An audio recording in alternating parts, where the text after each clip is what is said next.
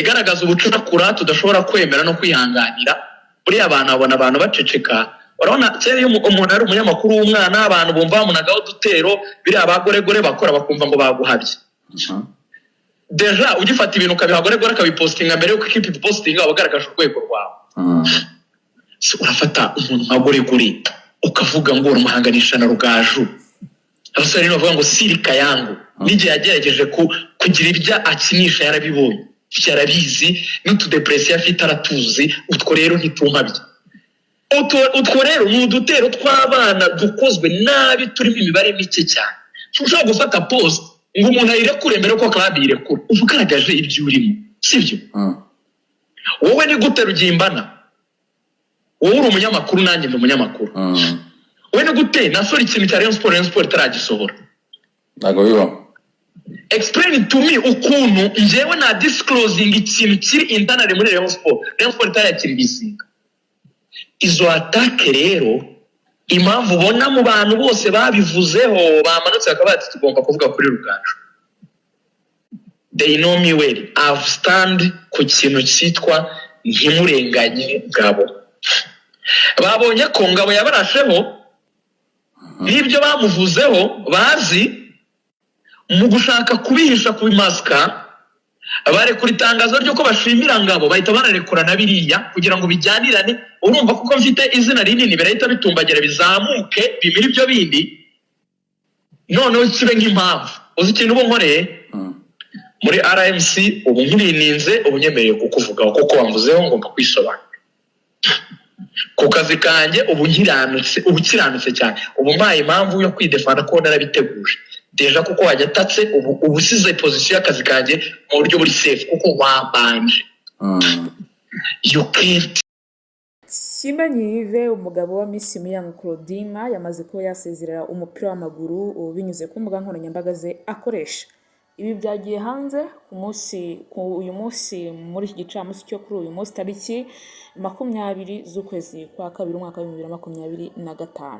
Abantu batunguwe bari baza ntise n'igiti gituma uyu muntu wakundaga umupira ku rwego yabagaho na nyezama akemera agakorera umupira agakunda umupira ari ikintu kimuri mu maraso byaje kugenda gute kugira ngo asezerere umupira. Ibyo byose rero tugiye kubibanaho nanjye icyo ukwiye gukora ni ukanda hasi subscribe kugira ngo tujye tubana umunsi ku munsi mu byo dukora byose kugira ngo utazajya bigucika mu biganiro byose dukora.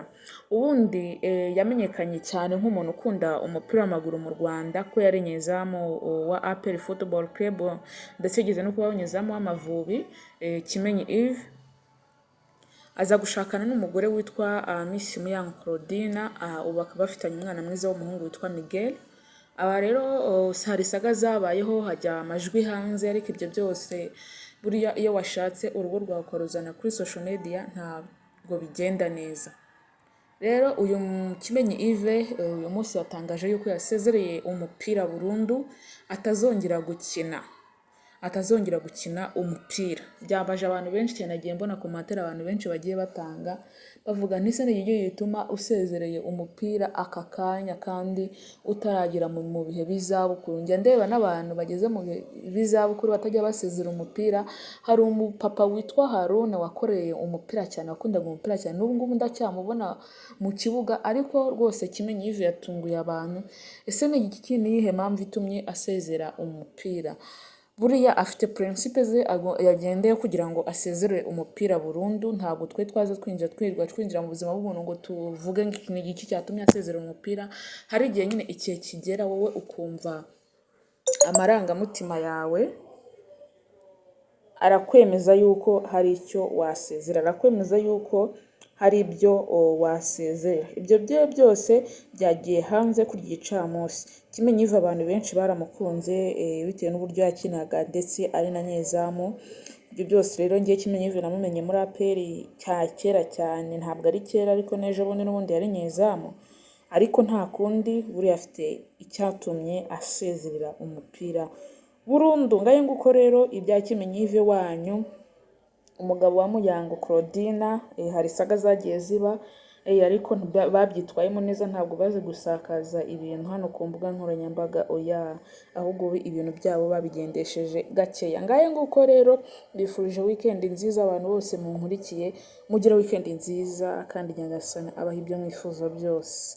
Aba banyamakuru Rugaju na Lorenzo mwumvise ibyo bapfa, ariko buriya umunyamakuru wa siporo ntabwo akwiye kujya mu matiko.